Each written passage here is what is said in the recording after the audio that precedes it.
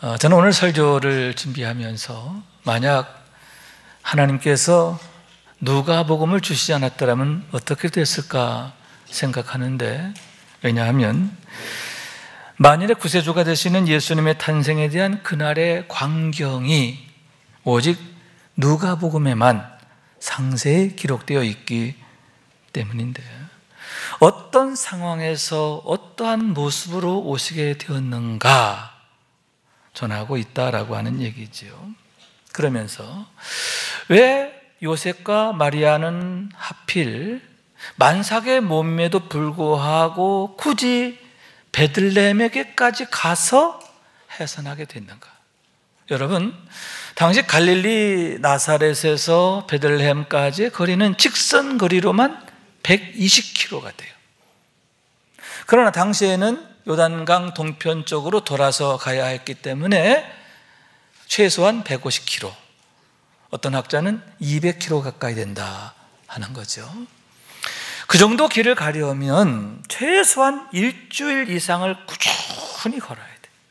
매일매일 일주일을 걸어야 갈 수 있는 그 먼 거리임에도 불구하고 왜 굳이 거기까지 가서 아기 예수를 낳아야 했느냐? 더구나 여러분, 베들레헴에는 가까운 친척이나 특별한 연고가 있어 보이지가 않아요. 만약 그런 관계가 있었더라면 여러분 굳이 여관을 찾아다닐 필요도 없었고, 그렇게 말구유가 있는 곳에서 해산할 일이 없죠. 그죠? 더구나 아기 예수를 구유에 누일 일은 더더욱 없다 할 수 있는데, 그렇게 아무 연고가 없는데도 왜 굳이 거기까지 가서 아기를 낳아야 했느냐, 예수를 낳아야 했느냐, 그 이유에 대한 그런 모든 내용이 누가복음에만 상세히 기록되어 있기 때문이다 라고 하는 거죠. 또한 여러분, 예수님의 탄생을 이야기하는 첫 번 크리스마스, 그때에 증인들이 있었음을 보게 되는데 목자들이다 라고 하는 거죠. 본문 10절과 11절의 말씀입니다. 무서워하지 말라, 보라 내가 온 백성에게 미칠 큰 기쁨의 좋은 소식을 너에게 전하노라. 오늘 다윗의 동네에 너를 위하여 구주가 났었으니 곧 그리스도 주시니라. 아멘. 당시에 목자들이 들에서 자기 양들을 지키고 있었는데 갑자기 하늘로부터 호련히 천사들이 나타나 이 메시지를 전했다라고 하는 얘기죠. 여기서 목자들이라고 했는데요, 여러분, 단수가 아닙니다. 마태복음의 경우에는 요셉에게 천사가 와서 수태고지를 하는데 내 아내 마리아가 임신했다, 그 얘기 하잖아요. 그러나 그건 개별적이었어요. 개인적으로 주신 말. 그러나 여기서는 목자들에게 단체적으로 공개적으로 천사가 메시지를 전하게 되었고, 그러므로 해서 목자들이 함께 아기 예수를 찾아 경배하게 되고 그 소식을 전하게 되었음을 보게 되는데, 그것은 예수님의 탄생의 이야기가 신화적 사건이 아니라는 거죠. 역사적 사건이며 그것이 얼마나 분명한 사실인가 하는 것을 드러내고 있는데, 누가복음이 없으면 어떻게 그것을 알겠느냐 하는 얘기인 거죠.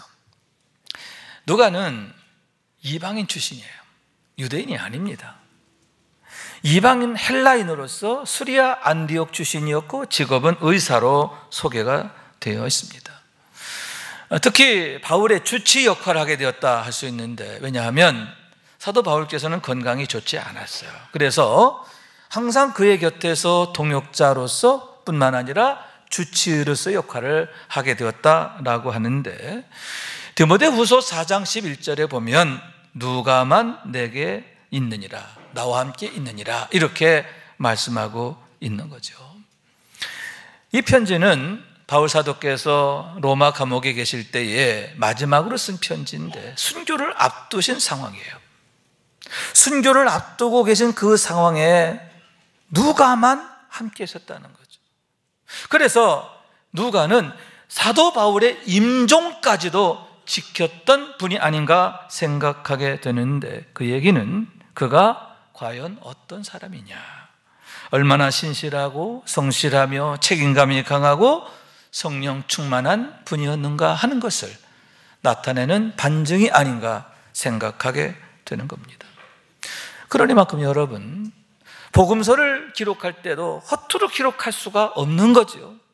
얼마나 정확하게, 얼마나 책임감 있게 기록하게 되었을까 하는데, 왜 하나님께서는 굳이 누가를 통해서 이처럼 복음서를 기록하게 하셨는가? 특별히 아기 예수의 탄생에 대해서 이처럼 상세히 기록하게 하셨는가? 그 이유가 거기에 있다 하는 거죠. 다시 말해서 온 백성으로 하여금 큰 기쁨의 좋은 소식을 듣게 하시고, 아멘, 그 주인공이 되게 하시기 위함인 줄로 믿습니다. 지금 이 시간도 마찬가지인 줄로 믿습니다. 이 복음서의 말씀을 통해서 이 자리에 함께한 우리 모두에게 주님의 오심이 얼마나 놀라운 일이며 얼마나 큰 기쁨의 좋은 소식인가 하는 것을 듣게 하시고 믿게 하시고 경험하게 하시기 위한 주님의 은혜인 줄로 믿습니다. 그런 은혜를 우리가 이 시간 경험하게 되기를 원하는데요, 그러므로 하나님의 기쁨이 되는 우리 모두가 될 수 있기를 주님의 이름으로 축원합니다. 그러면 왜 주의 오심이, 아기 예수의 탄생이 그처럼 큰 기쁨의 좋은 소식이 되는가 하는데, 첫째로 하나님의 언약이 온전히 성취되었음을 나타내는 표징이 되기 때문인 줄로 믿습니다. 따라해서 하나님의 언약이 온전히 성취되었음을 나타내는 표징이다. 아멘. 하나님께서 일찍이 선지자를 통해 주신 약속이 어떻게 성취되었는가, 그것을 보여주는 표징이고, 그렇기 때문에 온 백성에게 미칠 큰 기쁨의 굿뉴스, 좋은 소식이다라는 그러한 말씀인 겁니다. 선지자 스가랴를 통해 주신 말씀인 줄로 믿습니다. 시온에 따라 크게 기뻐할지어다, 예루살렘에 따라 즐거이 부를지어다. 보라, 내 왕이 내게 임하시나니 그는 공의로우시며 구원을 베푸시며 겸손하여서 나귀를 타시나니 나귀의 작은 것 곧 나귀 새끼니라. 내가 에브라임의 병거와 예루살렘의 말을 끊겠고 전쟁하는 활도 끊으리니 그가 이방 사람에게 화평을 전할 것이요 그의 통치는 바다에서 바다까지 이르고 유브라데 강에서 땅 끝까지 이르리라. 할렐루야.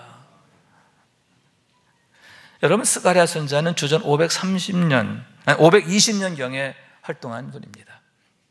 바벨론 포로에서 1차 귀환이 있었던 게 주전 536년이니까 그때로부터 16년 정도가 지난 후에 활동하셨음을 보게 되는데, 학계 선지자 등과 함께 성전 재건에 특히 힘을 썼던 그런 분임을 보게 되는 겁니다. 그런데 그러한 선지자 스가랴를 통해서 하나님이 장차 한 왕이 내게 임하리라, 이렇게 약속의 말씀을 전하게 하셨는데, 그는 공의로우시며 구원을 베푸시며 겸손하여서 어린 나귀를 타시리라, 이렇게 말씀하고 있는 거죠. 왜 예수님께서 종려주일에 어린 나귀를 타고 예루살렘에 입성하시게 됐느냐? 그 이유가 바로 여기 있음을 보게 되는 겁니다. 또한 여러분, 구원을 베푸시며 이렇게 말씀하고 있는데 왜 하나님께서 당신의 독생자를 보내셨는가? 다시 말해서 장차 한 왕을 보내실 것인가? 온 백성을 죄와 사망에서 구원하시기 위함이라는 거예요. 구원을 위해서. 그래서 그들로 하여금 참 자유를 얻게 하고 생명을 얻게 하고 하나님 안에서의 축복된 삶을 살게 하시려고 그와 같이 한 왕을 보내심이고, 그것이 예수 그리스도의 오심으로 성취되었음에 대해서 말씀하고 있는 거예요. 그래서 여러분, 성경에서 계속 강조하고 있는 게 뭐예요? 죄의 문제잖아요. 누누이 죄의 문제, 죄의 심각성에 대해서 언급하고 있음을 보게 되는데, 예수님을 이 땅에 보내신 목적도 그 죄의 문제 때문임을 성경은 말하고 있는 거죠. 왜냐하면 그 죄의 문제가 모든 인간의 문제의 원인이 되고 시작이 되고 발단이 되기 때문인데, 모든 사람이 죄를 범하였음에 하나님의 영광에 이르지 못하더라 했고, 한 발 더 나아가서 어떻게 해요? 하나님과 원수가 되었다. 로마서 8장 7절의 말씀. 육신의 생각은 하나님과 원수가 되나니 하나님과 원수된 자가 되고 그러므로 해서 마귀의 종노릇, 죄의 종노릇하는 인생으로 전락하게 되었다라고 하는 말씀인 거예요. 그런 인생의 문제에 대해서 바울은 이렇게 말합니다. 로마서 1장 28절 이하의 말씀인데, 또한 그들이 마음에 하나님 두기를 싫어하며 하나님께서 그들을 그 상실한 마음대로 내버려 두사 합당치 못한 일을 하게 하셨으니 곧 모든 불의, 추악, 탐욕, 악의가 가득한 자요, 시기, 살인, 분쟁, 사기, 악독이 가득한 자요, 수근수근하는 자요, 비방하는 자요, 하나님께서 미워하시는 자요, 능욕하는 자요, 교만하는 자요, 자랑하는 자요, 악을 도모하는 자요, 부모를 거역하는 자요, 우매한 자요, 배약하는 자요, 무정한 자요, 무자비한 자라. 그들은 이 같은 일을 행하는 자는 사형에 해당한다고 하나님이 정하심을 알고도 자기들만 행할 뿐 아니라 또한 그런 일을 행하는 자를 옳다 하느니라. 죄로 인한 모든 인간의 문제를 여기서 열거하고 있는데, 하나같이 여러분 얼마나 추악합니까? 얼마나 흉악합니까? 얼마나 더럽고 참혹한 것입니까? 왜냐하면 여러분 마음이 어두워지고 또 비뚤어지게 되었기 때문인데, 죄가 왕노릇하게 되었기 때문이다, 그런 얘기예요. 이런 참혹한 삶을 살게 된 거예요. 왜 하나님께서 죄의 문제를 해결하기 위해서 굳이 한 왕을 보내셨고 그분으로 하여금 대속의 제물이 되게 하셨느냐? 그 이유가 바로 거기에 있는 거죠. 그런 죄의 왕노릇으로부터 벗어나게 하시려고, 다시 말해서 건져내시기 위함인 줄로 믿습니다. 구원하시기 위함인 줄로 믿습니다. 그래서 자유를 얻고, 할렐루야, 자유를 얻고 죄에 속한 자가 아니라 하나님의 의에 속한 자로, 하나님의 거룩한 백성으로 살게 하시려고 이렇게 한 왕을 보내셨다라고 하는 말씀. 장차 한 왕이 이 말이니 왜 내가 한 왕을 보내느냐? 그 이유가 거기 있다, 그러한 말씀인 거예요. 그런 일에서 일찍이 이사야는 이렇게 말했습니다. 그가 찔림은 우리의 허물 때문이요, 그가 상함 우리의 죄악 때문이라. 그가 징계를 받음으로 우리가 평화를 누리고 그가 채찍에 맞음으로 우리가 나음을 받았도다.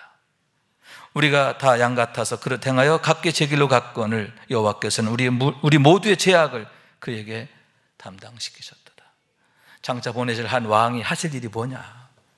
그를 통해 나타나실 은혜와 축복이 뭐냐? 이사야를 통해서 말씀하십니다.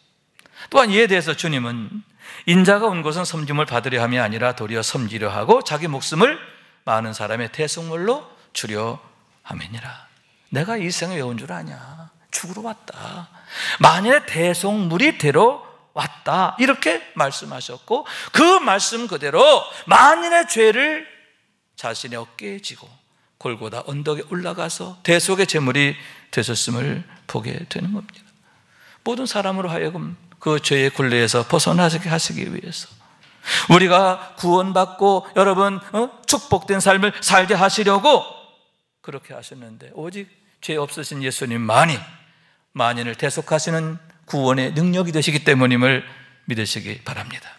그래서 여러분, 성령의 사람 시므온은 늘 하나님의 위로하심을 고대하며 기도하게 됐는데, 오직 하나님만이 우리에게 위로하시는 거예요.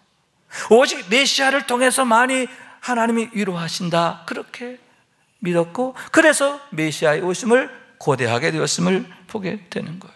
그랬을 때 여러분, 성령에 이끌려 성전에 들어가게 되었는데 거기에서 아기 예수를 뵙게 된 것을 믿으시기 바랍니다. 이에 아기 예수를 자기 품에 안고 하나님 앞에 감사하며 눈물로 찬양하게 되었는데, 내가 주의 구원을 보았습니다, 소리치게 되었음을 보게 되는 거죠. 여러분, 오늘 이 시간 우리에게도 그런 은혜가 있기를 원합니다. 시몬처럼 우리의 구원을 보게 되기를 원합니다. 보게 될 뿐만 아니라 그 구원을 내 품에 안게 되기를 원합니다. 그래서 그 구원의 기쁨의 주인공이 되는 우리 모두가 될 수 있기를 주님의 이름으로 축원합니다. 두 번째로는 임마누엘의 증표가 되기 때문이라는 거죠. 하나님의 구원에 대한 언약의 증표가 될 뿐만 아니라, 표적이 될 뿐만 아니라 임마누엘의 표징이 되기 때문이다 하는 얘기인 겁니다. 다시 말해서 그것은 일찍이 주의 사자가 요셉에게 현몽할 때 주신 말씀인데요, 현몽을 통해 주신 말씀인데요, 보라 처녀가 잉태하여 아들을 낳을 것이요 그 이름을 임마누엘이라 하리라 하셨으니 이를 번역한즉 하나님 우리와 함께 계시다 함이라 하시는 말씀인 거예요. 우선 그 이름을 임마누엘이라 하리라 이렇게 말씀하셨는데, 그것은 God above us, 초월자로 계신 하나님께서 God with us, 항상 우리와 함께 계시기 위해서 아들의 모습으로 오셨다 하는 거죠. 그런데 거기에 그치는 게 아니라 God in us, 항상 우리 안에 내주하시기 위해서 성령으로 다시 오셨는데, 그러므로 인해 우리가 하나님의 능력으로 살게 되었다라고 하는 말씀인 거예요. 하나님 나라를 비로소 살게 되었음을 믿으시기 바랍니다. 항상 하나님의 사랑 안에 거하는 축복인 것을 믿으시기 바랍니다. 또한 여러분, 그러므로 인해서 우리가 그리스도인이라 하는 새로운 이름을 갖게 되었는데, 여러분 그 이유가 무엇입니까? 내가 진실로 너에게 이르노니 나를 믿는 자는 내가 하는 일을 그도 할 것이요 또한 그보다 큰 일도 하리니 이는 내가 아버지께로 감이라. 이 주님 말씀이거든요. 뭐라고 말씀하시냐? 이제 너희는 내가 한 일을 너희도 할 거야. 뿐만 아니라 나보다 더 큰 일도 할 거야. 왜냐? 내가 아버지께로 감이라. 무슨 얘기입니까? 여러분, 우리 주님께서 우리를 구원하셔서 우리의 모든 기도에 응답하시기 때문임을 믿으시기 바랍니다. 너희가 내 이름으로 무엇은 구하든 내가 행하리니 내가 아버지께 구하겠으니 그가 또 다른 보혜사를 너에게 주사 영원토록 너희와 함께 있게 하시니. 할렐루야. 보혜사 성령님을 우리에게 보내신다라고 하는 거예요. 아버지께 가시는 목적이 뭐냐? 우리에게 성령을 보내시기 위해서 보혜사 성령을 보내셔서 우리와 함께 계시면서 우리를 그리스도인이 되게 하시기 위함이다라고 하는 말씀인 거예요. 그러므로 여러분, 살리는 역사인 것을 믿으시기 바랍니다. 왜냐하면 예수의 영은 살리는 영이시기 때문인데, 왜 성령 충만한 사람을 통해서 가정이 살고 자녀들이 살고 교회가 사느냐, 이 세상이 살게 되느냐? 그 이유가 바로 거기 있음을 보게 되는 거죠. 한때 한국교회 대부흥을 이끌었던 분 중에 이천석 목사님이라는 분이 계시지요. 우리 어르신들은 아마 다 기억하실 거라 생각해요. 한월산 기도원을 만드신 분으로도 유명합니다. 특히 그분은 신유 은사가 아주 강했던 분으로도 소개되어 있는데, 차범근 선수가 한때 무릎 부상으로 큰 어려움을 겪었어요. 안수기도 받고 나았어요. 그래서 세계적인 화제가 되었던 그 주인공이시기도 합니다. 그러나 본래는 매우 무익하고 유해한 삶을 살았던 그런 분이었어요. 그분의 별명이 명동의 백곰이었대요. 명동의 백곰. 별로 이렇게 안 좋죠? 느낌이, 그죠? 안 좋은 사람이었어요. 상위 용사들의 두목이 되어서 사람들을 협박하고 소위 삥 뜯는 삶, 그게 그분의 삶이었다 하는 거죠. 왜냐하면 한국 동란 때에 중국군과 싸우다가 오른쪽 다리를 잃고 그것이 좌절이 되고 원망이 되었기 때문임을 생각하게 되는 겁니다. 그런데 그에게 운명적 사건이 이제 주어지게 되는데, 그게 뭐냐면, 어느 날 한강 백사장에서 이성봉 목사님이라는 분이 부흥회를 한다는 소식을 듣고 깽판 치러 갔어요. 삥 뜯으러 간 거죠. 갔다가 말씀을 듣고 은혜를 받은 거예요. 내가 이렇게 살아서는 안 되겠구나 하는 그런 영적 도전을 받게 되었다 하는 얘기죠. 그래서 집에 돌아와 고민하게 되었는데, 이제 그 안에서 영적 고민이 일어나기 시작한 거예요. 그걸 아내가 알고 기도원으로 데리고 올라갔어요. 아내는 먼저 예수 믿고 기도하는 사람이었는데, 남편에게 이런 영적 변화가 있는 걸 생각하고 기도원으로 데리고 올라가서 같이 기도하게 되는데, 삼각산 기도원 올라가서 이제 기도를 배우고 거기서 머물며 계속 기도하게 되었는데, 그러던 어느 날 놀라운 영적 체험을 하게 되는 거죠. 정확히 말해서 1959년 10월 24일에 하는데, 기도하는 중에 천장을 이렇게 올려다 보게 됐어요. 그럴 때 갑자기 천장에 구멍이 뻥 뚫리면서 그 위에서부터 불덩어리 하나가 확 쏟아져 가지고 자기 머리 위에 확 임하는 그런 일을 경험한 거예요. 그 순간 막 온몸이 불덩어리처럼 뜨거워지게 되었고 막 뜨거워서 떼굴떼굴 굴리면서 하나님 나는 죄인입니다, 하나님 나는 죄인입니다 하면서 울면서 기도하게 되었는데, 그렇게 무려 3일 밤낮을 기도하게 됐다. 3일 밤낮을 기도했다. 온갖 죄들이 다 생각나고 치열하게 회개하게 되는, 기도하면서 방언으로 막 기도하고. 그런 영적 체험 이후에 그분이 완전히 딴 사람들이, 성령의 불이 함께하는 사람이 됐어요. 후에 목사가 돼서 얼마나 많은 사람들을 주께 돌아오게 했는가 하는데, 한국교회 대부흥을 이끄는 그런 견인차 역할을 하게 되었음을 보게 되는 거죠. 그런데 여러분, 이천성 목사 한 사람이 아니잖아요. 그런 분들이 얼마나 많았어요. 그죠? 그런데 여러분, 지금도 그런 성령의 역사는 우리 가운데서 일어나고 있음을 믿으시기 바랍니다.